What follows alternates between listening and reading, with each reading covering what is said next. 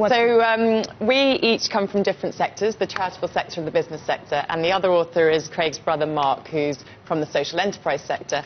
And each of us have been embedding purpose into our different entities, and we've been learning a lot from each other, so we wanted to share our learnings with the world. And what WEconomy really is about a way of business making sure that profit and purpose balance each other, as opposed to the more traditional way of doing business, which is solely about making a profit and maximising shareholder returns. And by profit, we think that businesses should be doing all that they can instead of the least they can get away with in all areas, from giving their customers good consumer choices, making sure that they're being fair to their employees, giving back to the local community, making sure that they have ethical supply chains, and also doing their bit for the planet. And this isn't just about big business. This is about all businesses. If all businesses do their bit, the world would be a better place. Craig, part of this is because of the latest generation of people who are out there, employees and consumers. They're more concerned about this. How did this become such a big issue on their radar screens? Well, absolutely. You look at 75% of millennials say they'll take a pay cut to work in a more socially conscious company. You look at 60% of millennial consumers who say they're willing to pay more for socially conscious products. And I know people always roll their eyes a little bit when people self-report that data. But at the end of the day, even if you discount that by a tenfold X, you still want that huge swath of consumers and that engaged workforce to come and work for you. So it's good business to get along with these sort of ideas and sort of issues, that you're doing this because you're concerned about the bottom line, too. Well, and that's why we wrote the book, is fundamentally, we share our own stories in the first part, but then in the second part, we actually get into the meat of it and say there is very little in your company that is not benefited by infusing purpose, whether it's creating new products, differentiating your products, engaging employees, recruiting even and retaining those boomers who have one foot out the door but are still looking for meaning and purpose and where they work, the entire spectrum. And then lastly, we write about how to do purpose well. We quote Oprah. She has a line saying it's easy to do good, it's hard to do it well. In terms of philanthropy, how much does the corporate sector usually account for in any given year of philanthropy? I mean, they're very philanthropic, right? They are. And, of course, it depends on the sector, arts, community, etc. But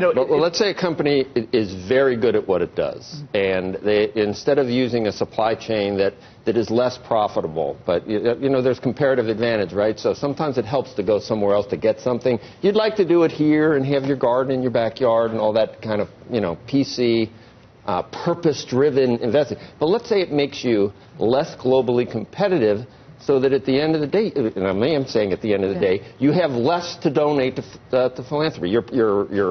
Some of your employees make less because you're less profitable, and you don't even have why isn't generating jobs, satisfying customers, and shareholder value, why isn't that enough? We talk about you can do both purpose and profit. It's not an either or. What if you can't? What if it actually hurts your competitive position globally? A case study that shows the opposite. For example, PacSun added a social purpose onto their clothing line.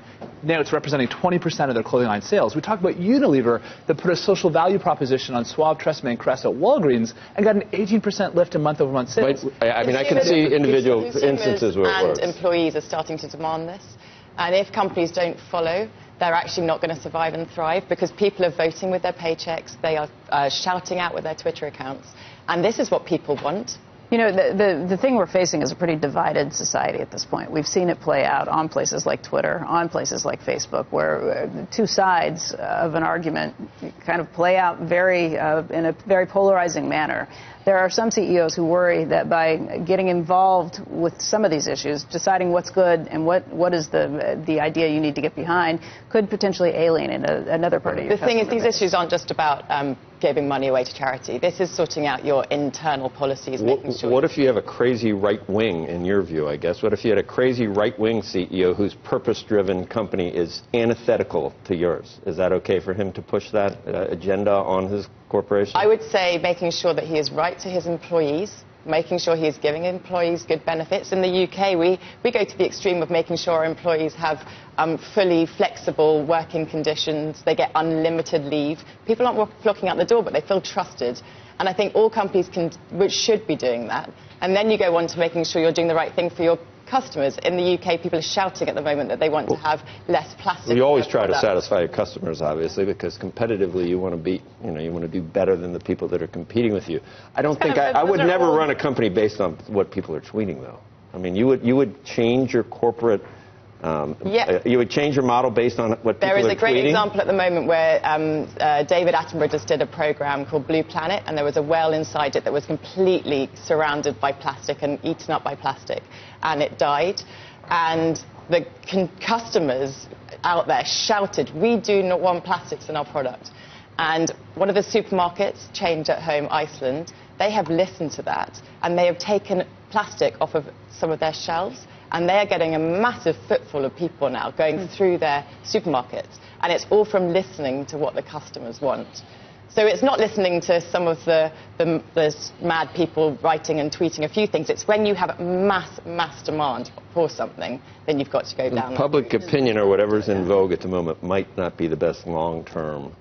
It won't always be that way. I think if you think about what you're doing, so with plastic, that is going to be good in the long term to take that off your shelves. Well, maybe plastic. I mean, there's examples. Is there an implied critique of those who make tens of billions of dollars, like a Bill Gates or now Zuckerberg, and then say, okay, now my next phase is going to be to do good? No, in fact, we hope that businesses are wildly successful. We want them to be. And that's why we write in the book about purpose and profit. We so often have this antiquated idea that a company's role is handing the check, but in fact, it's infusing it throughout every single way, which is why we get so excited.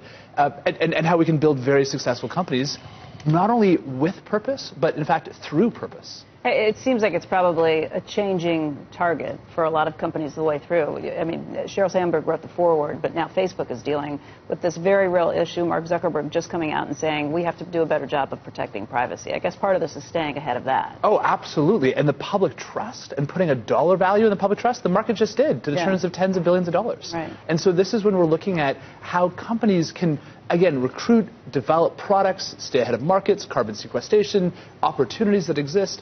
But it fundamentally is the question of how, I think so many CEOs there wake up in the morning, they genuinely want to do good in the world, but how do you ensure that you deliver stakeholder returns, you ensure that you get a strong ROI, and how to do it? And that's why we wrote this book. We sat down, interviewed the CEOs, and said fundamentally, how do you identify your purpose? How do you infuse it in the HR, marketing, supply chain, every single which way? And how do you live it as a company to see positive value and long-term shareholder return?